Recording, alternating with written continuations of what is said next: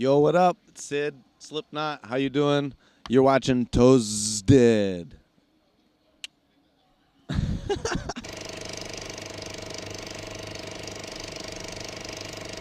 Hi there everybody, we're here at the Fortarock Festival in Nijmegen in the Netherlands. And I'm joined here by Mr. Sid Wilson, aka number 0 of Slipknot. Oh, what is up?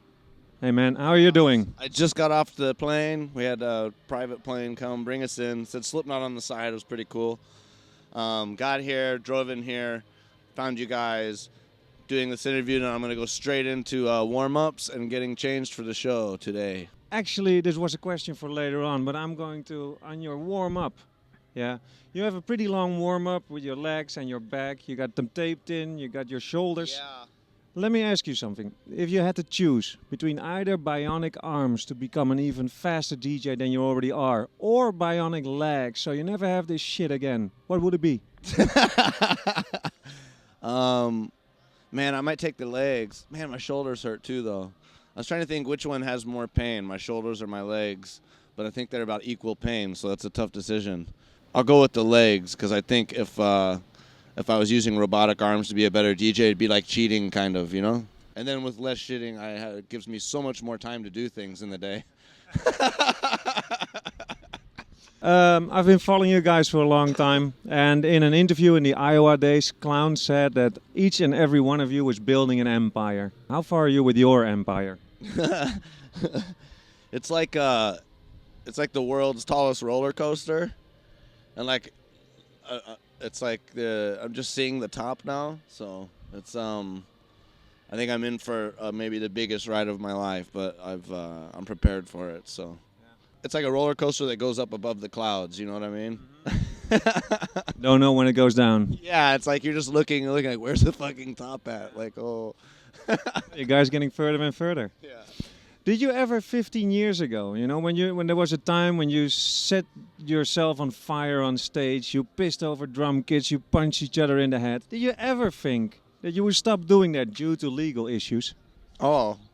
I mean, yeah, you could kind of predict that sort of thing, I guess. Anything that gets bigger and bigger and you get more attention, and especially when you get more attention from the mainstream and more of like the people that don't get out to see these spectacles as much get to see these things through, you know, media such as television or YouTube or whatever else, you know. Some people are going to like not really agree with some of the things you're doing, so there's always things like that going on. I think the key is to figure out how to adapt and evolve yourself to be able to take it further, but without still walking over the people that are so upset about that kind of stuff. So it's like they have to find something new to bitch about, basically. Well, you always have bitches. In the years of making the All Hope Is Gone album, for the outside world, that time looked like the toughest time as a band for Slipknot, before, of course, Paul Gray's death, which was terrible. How do you look back at those years, and what will you make sure that will never ever happen again?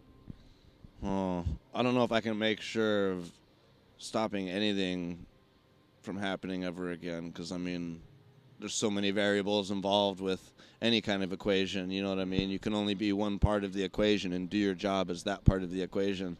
So like if I'm not or zero, it's like always my job to be zero in the equation. How someone else ends up equating out of, from me being part of that equation, is entirely up to them, basically. But I will say that we've definitely grown a lot. We've definitely been able to take steps to prevent from anything bad happening to us, at least as much as we can. You know, there's always things that are out of your control, but we've definitely gotten to a point where the people involved are all on the same page, and we all agree that we want to keep trying to do this for as long as we can. So there's certain things that we have to put in place, and certain things we have to do and able to do this.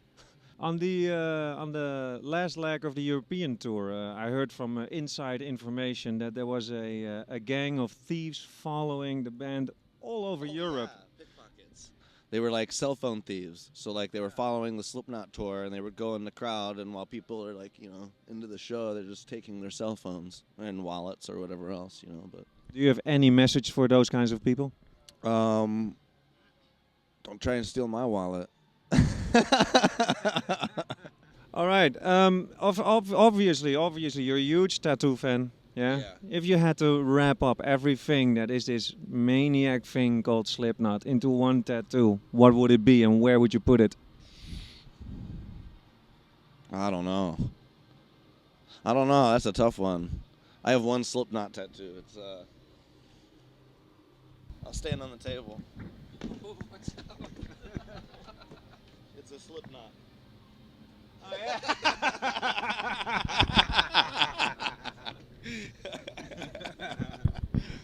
So there it is. Of a Slipknot, you'll find that picture next to it in the dictionary. On social media, you guys have been counting down to 0. There was actually today hashtag Killpop, only 2 days to go. Just to make it official, what's that about? I don't even know, to be honest. Countdown to Killpop, probably. The official video for Killpop? I hope so. I hope a bomb doesn't go off or something instead. All right, you worked with a lot of artists from a lot of different genres of music, hip-hop, rap, hardcore house with Rob G. And then all of a sudden we find pictures of you with an 80-year-old jazz piano player in a shady bar in London. Oh, yeah. Is there any genre we will never ever find Sid in? Not really, no. I was going to say polka, but if Weird Al Yankovic wanted to do a song with me, I would totally do that. So I don't really, because he makes it a little more exciting, But yeah, I don't really think there is one, because I don't know. I just like music, period. It's like kind of a infinite thing. It doesn't matter which style or what part of the world it's coming from or what. It's like, if I'm not enjoying it, then I need to find a way to make it enjoyable for myself. You know what I mean? So I think it's all up to the artist, really, to make it your own, So that it's like, and also being a DJ, it's like you kind of have to study all styles of music, because starting out as a DJ, it was my job to, make the people move, out on a dance floor. So it was like, if they weren't into one style of music, you had to figure out how to change up the vibe really quick and without losing your crowd. Because if the floor empties out, then you're not doing your job and you're not getting paid. So, yeah, I mean, there's not really much that I'm not into. I love country music. I love folk music. I like pop. I like hip hop. I like punk. I like rap. I like heavy metal, hard rock, modern classical. I mean, anything you can throw at me, pretty much, I'll mess with it. You know what I mean? Because I mean, it's all infinite. It's all one sound or frequency that all of these notes come out of. So it's, when you really get down to it, it's all coming from the one same place. So it's just a matter of how you manipulate it and what kind of style you give it. So this is your second day for a month of Europe festival touring. Yeah. Anything you're looking forward to in specific? I'm looking forward to the end of the tour, seeing Danny Boy in Amsterdam and getting this chest tattoo over with. That's what I'm looking forward to, because until it's done, it's constantly going to be in the back of my mind going, "You're a pussy. Get there and finish this thing already." What's going to be the first thing you're going to do after this tour when you get home? Besides recovering from the tattoo? Yeah, I go straight back to work. So as soon as I walk in the door, I'm sure there'll be 5 different things for me to do all at the same time. Launching my new website, sidthethird.com. It's an old website, but I'm revamping it, whatever. So I'll be relaunching sidthethird.com. There'll be 2 new videos coming very soon. As always, there'll be another tour of Slipknot soon after this break. Yeah, just constantly on the move. It's I go from one thing into the next. I'll probably take a few days time to go back to my roots in Iowa and check up on some family and friends. I have some property there, so I'll do a little work on the property and then get back to California work as hard as I can up until I have to launch out again on the pirate ship for another tour. So. And after all this touring all around the world, is there any place you rather not go ever again? Man, I haven't really come across that place yet. You know what I mean? Most of those places that I would probably feel that way about don't allow us in there. So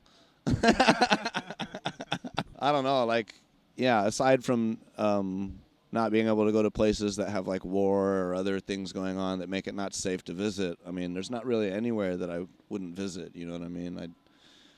I find interest and amazement in every part of the land of the earth that I travel, you know what I mean? Because it's like, it's just when you think you've seen it all, you'll go somewhere else and be like, whoa, and you're able to relate somehow how it's like somewhere else in the world, and realize how small the world really is, Okay, well, that was it for me. Thank you very much for your time, and I hope you're going to have a great show and a great tour. Absolutely. Peace.